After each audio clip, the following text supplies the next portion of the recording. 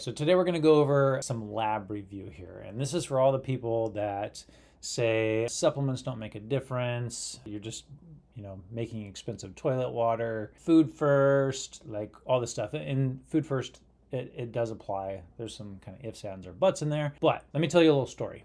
So I had a client come in, and so this is a gentleman. He is probably, 45-ish. And he came in reluctantly because his wife is coming in. His wife was very excited about it. She had had some good results, and she wanted him to come in. So he comes in kind of reluctantly. Super nice guy, but you could kind of tell that he was like a little bit like hesitant, like he didn't really want to be there. He's just doing it because his wife told him to. So I described the whole process to as far as how everything works. And, we do labs and we kind of see what's going on. We kind of give you the basics and all that stuff. And he goes, okay.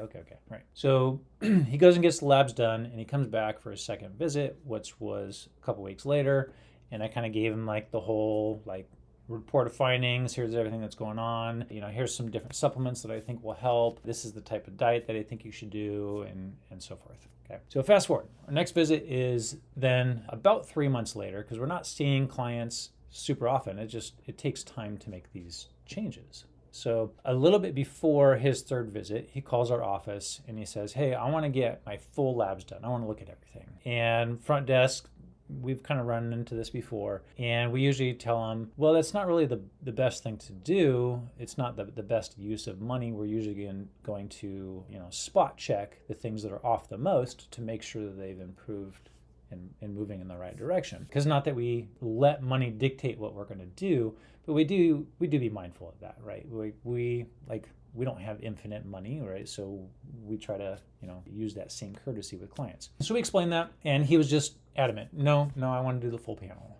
And okay, well, it's your money. So we gave him the lab order. He went and got the labs done. A couple of weeks later, he comes in, and again, super nice guy, but he comes in and he sits down in the chair here, and he just kind of leans back in the chair, and he kind of crosses his arms, and he just kind of like sits there. And I'm like, all right. So I ask him, how are things going? How's the supplement consistency? How's the diet going? And what's better, what's not better, all that stuff. Okay. And he goes to proceed to tell me that he's been taking all of his supplements, and he's been very faithful and diligent with them, but he has not done a lick of the diet stuff. He hasn't exercised. He hasn't changed his sleep pattern. He hasn't changed his working, so crazy 8 hours a week type thing. He hasn't changed anything other than the supplements is the only thing that he's taking. And he was just straightforward with it. And he goes, to be honest with you, Doc, I think the supplements are kind of BS. I think, you're full of a bunch of hot air. And I only did your supplements.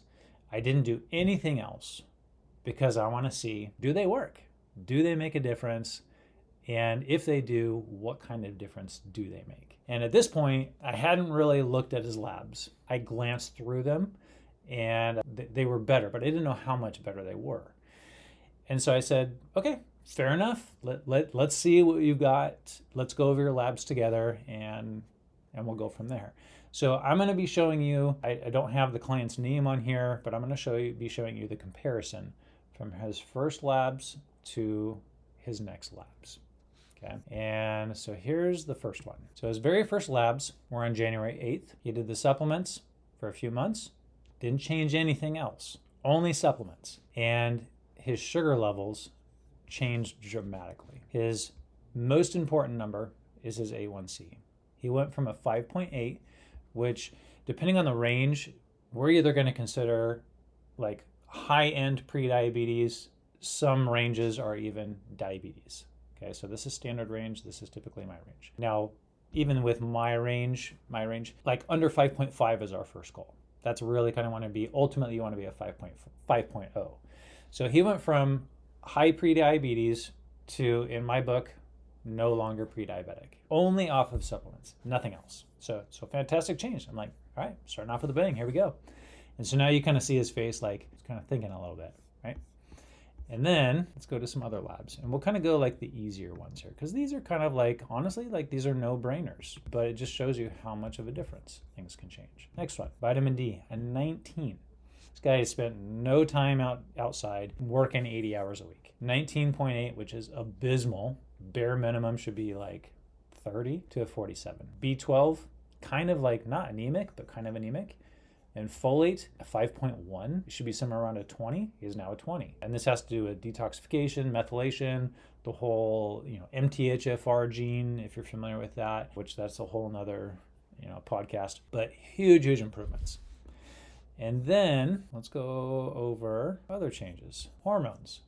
Now, for whatever reason, we didn't have his total testosterone from before. But the two main things on this one you want to look at is the DHEA. All of your hormones are made from DHEA. Right? You get cholesterol, pregnenolone, kind of splits. You can get cortisol and DHEA. Then from DHEA, you get testosterone and estrogens. From a 61 to 124, so it's slightly more than doubled. Fantastic change. And his cortisol levels, which is the stress hormone, went from too low, essentially adrenal fatigue, didn't change any of his routine, only supplements, to now normal cortisol levels. And because of that, his hormone levels, particularly his testosterone, if somebody's working crazy hours, nutrient deficiencies, 80 hours a week, they're not going to have a testosterone of 982. Fantastic results. Gets even better. Here we go. Ready? Next one. Inflammation. CRP, not too much of an issue. ESR, fibrinogen, 100-point drop. Complement C3 went down. Ratios, not too much weight into that. So very, very good. And the creme de la creme. Homocysteine is not exclusively, but it is largely a cardiovascular inflammatory marker. Put it in perspective. Over an 8 is getting up there pretty good. Anything over a 10, I do not like at all. It is way, way too high. Standard range goes up to 14.5. But anything over a 10, cardiovascular risk factors, way, way high. So he started off at a 13.5. He went down to an 8.5, only off of the supplements. Fantastic. So now, right, and there's a bunch of other labs we went, but these are kind of like the main ones. So now, at this point, he's like uncrossed his arms. He's kind of got like his, kind of leaning forward on his knees, like really interested in the report of like, wow, like only supplements did this. And so now he kind of gets like this, he does sit back, but now he's kind of like thinking, he goes, all right, okay, doc, you convinced me. Hit me with the diet stuff, right? And the diet, yes, food first, but not always. Again, different podcast. But this is now 1 + 1 = 3. You will only get so far with supplements. You will only get so far with diet and exercise and lifestyle and all that stuff. It's when you put those two things together that you get an additive effect. 1 + 1 = 3. So for all the naysayers for supplements, that they don't make a difference, you just have expensive toilet water, prove me wrong. I'm Dr. Craig Mortensen. I'll see you next time.